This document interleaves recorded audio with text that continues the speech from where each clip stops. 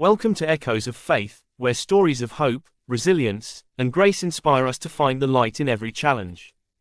Welcome to another heartfelt episode in the Echoes of Faith series.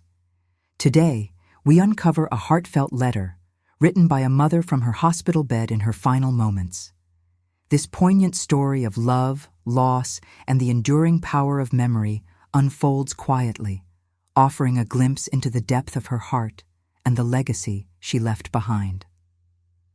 The last letter invites us to pause and reflect on the moments that truly matter, the words left behind, the connections that never fade, and the hope that lingers even in the quietest corners of our lives. Sit back, let the warmth of this story surround you, and find inspiration in the beauty of a love that transcends time. The hospital room was quiet, save for the faint beeping of monitors and the whisper of wind brushing against the frosted window. Violet Harris sat propped up on a thin pillow, her once strong frame now frail, her hands trembling slightly as they gripped a pen. The paper before her was cream-colored, faintly textured, and bore the scent of lavender, chosen deliberately, with care. If this was to be her final act, it would be done right. The words didn't come easily, but then again, they never had. She closed her eyes, leaning back against the pillow, letting her mind drift. The years had been cruel in their passing, stealing not just her vitality, but the connection she had cherished most deeply. Her daughter Camille had been everything once, a bundle of bright energy that filled rooms with laughter. But time and life had eroded their bond. Pride and unspoken pain had hardened the space between them into silence, until it was too wide to cross. Margaret inhaled slowly, her chest tight, not just from the illness, but from the weight of regret. "It's not too late," she reminded herself. "Not yet." With trembling resolve, she bent to her task, her pen scratching faintly against the paper. "My dearest Camille, I hope you'll forgive me for writing to you like this after so many years of silence. I don't deserve your forgiveness, but I want to believe you'll read these words. I want to believe that, somewhere deep inside you, there's still a place for me. By the time you receive this letter, I'll be gone. I suppose that's why I finally found the courage to write it. I'm not proud of that. I wish I'd been braver when it mattered. But the truth is, I've always been afraid. Afraid of saying the wrong thing. Afraid of rejection. Afraid of facing the mess I made of us. But I can't leave this world without trying, at least, to tell you the things I should have said long ago. First, and most importantly, I love you. I have always loved you. From the moment I held you in my arms, I knew you were my greatest gift. And though I failed you in countless ways, my love for you has never faltered. I just didn't know how to show it." Violet paused, her chest heaving slightly. The pen slipped from her fingers, rolling to the edge of the table. The nurse had warned her not to overexert herself, but how could she stop now? She wasn't just writing a letter. She was pouring out years of suppressed emotions, untangling a lifetime of regret. She closed her eyes and pictured Camille as she had been at 6 years old, her golden curls bouncing as she danced around the living room, a tiara perched precariously on her head. Margaret had been so proud of her then. But the memories that followed, the shouting matches, the slammed doors, the final bitter argument that had sent Camille away, those memories cut like glass. With a deep breath, she picked up the pen again. "I want you to know that I see now what I couldn't see then. I see how my words wounded you, how my stubbornness pushed you away. I see how I let my own pain blind me to yours. I was grieving your father in my own way, and I know now that I left you to grieve alone. For that, I am so deeply sorry. I don't expect this letter to fix what's broken between us.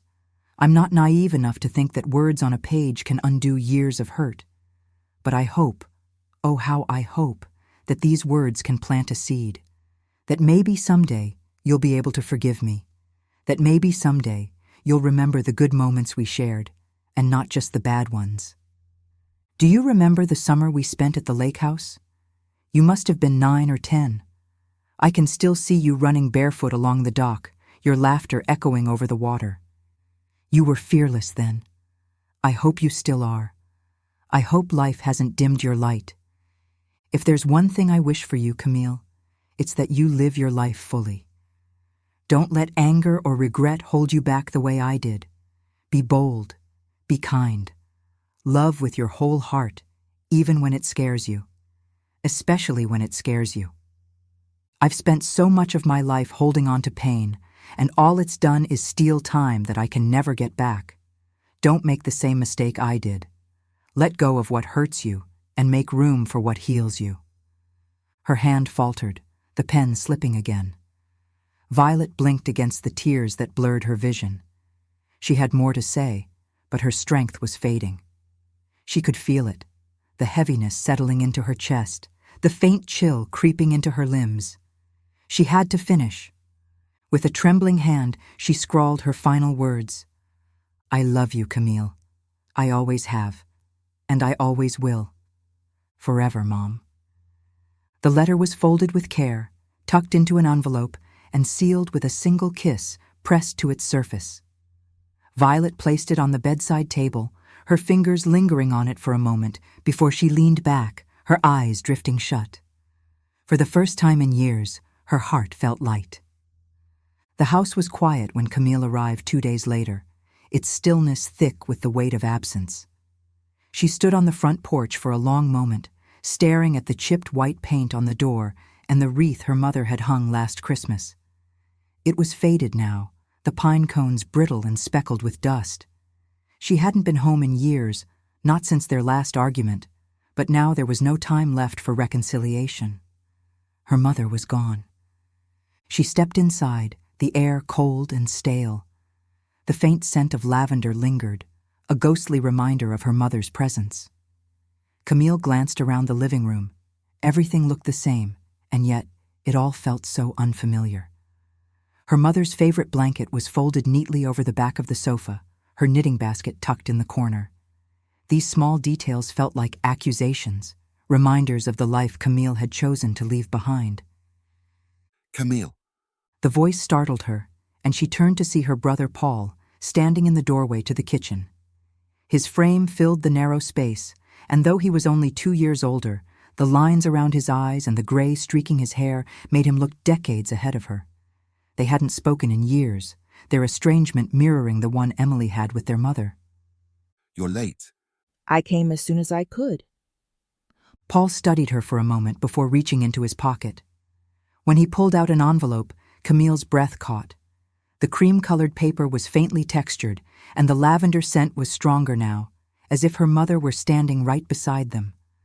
Paul held it out to her, his hand steady, his expression unreadable. She left this for you. Camille stared at the envelope. She knew I wasn't going to make it? I think she hoped you would, but she wanted you to have this either way.